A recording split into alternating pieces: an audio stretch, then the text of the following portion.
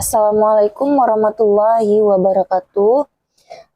Di sini saya akan membahas tentang manusia berdasarkan perspektif Al-Quran.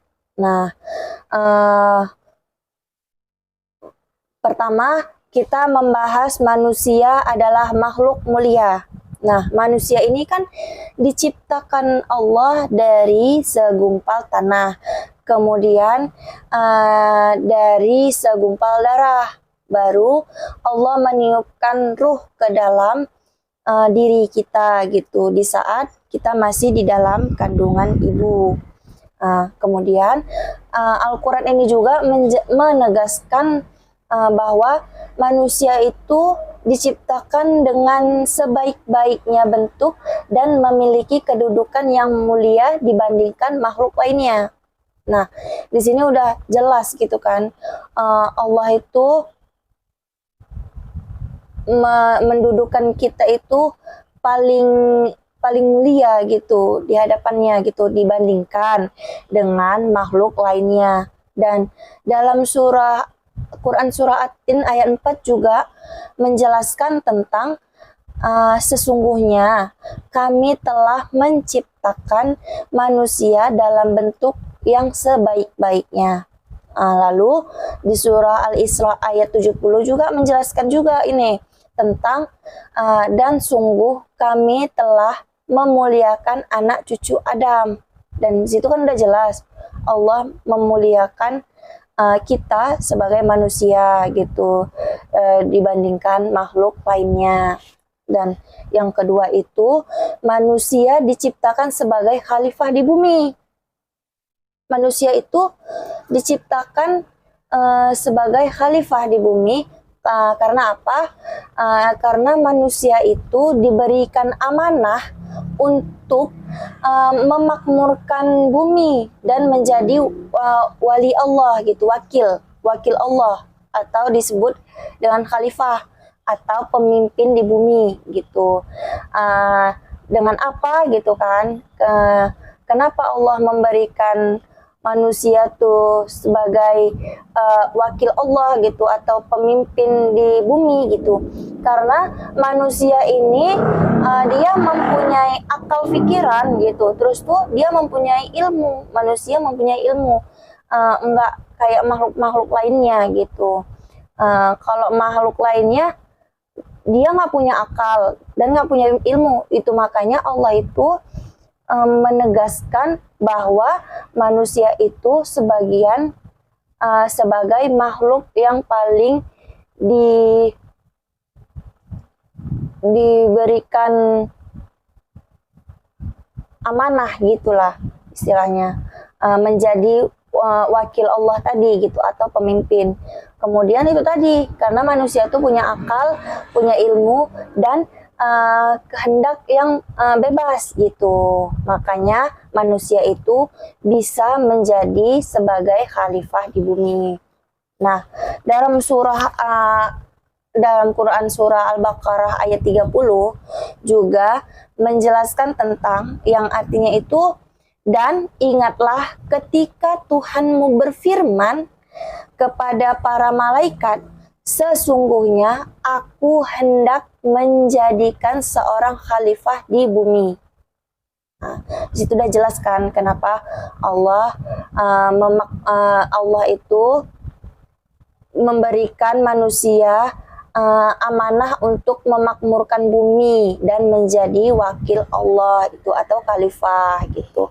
Nah, yang ketiga itu ada manusia diberikan akal dan kehendak yang bebas. Manusia itu kan udah diberikan akal sama Allah. Kemudian Allah itu memberikan manusia itu kehendak yang bebas.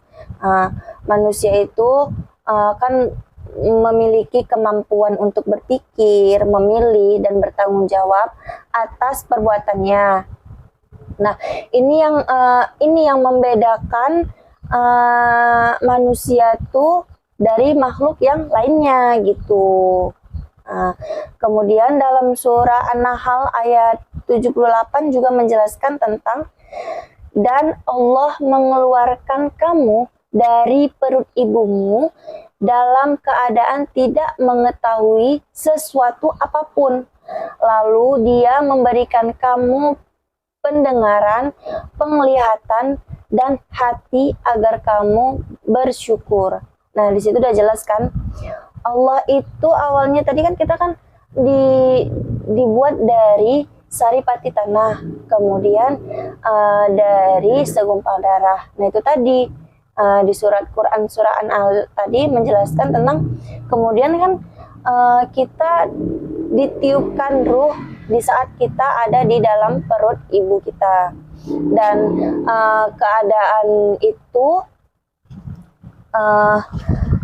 tidak mengetahui gitu, kita tidak mengetahui sesuatu apapun gitu. Lalu Allah itu memberikan kita pendengaran, penglihatan, dan hati agar kita tuh tetap bersyukur gitu atas nikmat yang Allah berikan kepada kita gitu. Dan yang keempat itu, manusia adalah makhluk yang lemah dan penuh ujian. Nah, manusia itu selalu tidak luput dengan ujian, terus-terus dikasih ujian gitu ya kan. Nah, dalam Al-Quran juga menggambarkan sisi lemah manusia itu, seperti kayak kita tuh mudah lupa gitu kan, selalu mudah lupa gitu, apalagi kadang lupa dalam hal apapun gitu kan. Terus selalu kita sebagai manusia selalu kayak tergesa-gesa gitu kan, dan cenderung melampaui batas jika kita tidak diberi petunjuk gitu. Kemudian dalam surah Al-Ahzab ayat 72 juga menjelaskan tentang yang artinya sesungguhnya manusia itu sangat zalim dan sangat bodoh. Udah jelas, karena kan manusia ini kan suka zolim gitu sama Allah gitu kan.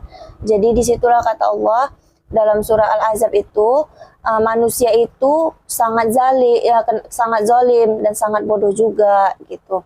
Kemudian yang terakhir itu tujuan penciptaan manusia itu adalah untuk menyembah Allah gitu kan. Kan tujuan manusia itu untuk diciptakan itu kan untuk kita itu agar menyembah Allah gitu kan. Kita menyembah Allah, bukan selain Allah gitu kan. Manusia diciptakan untuk menyembah Allah. Nah, tujuannya apa? Tujuan utama penciptaan manusia itu sendiri adalah untuk beribadah kepada Allah dan menjalani hidup sesuai petunjuknya gitu. Kita itu dianjurkan untuk kita selalu beribadah kepada Allah gitu kan, menjalani hidup dengan sesuai petunjuknya gitu.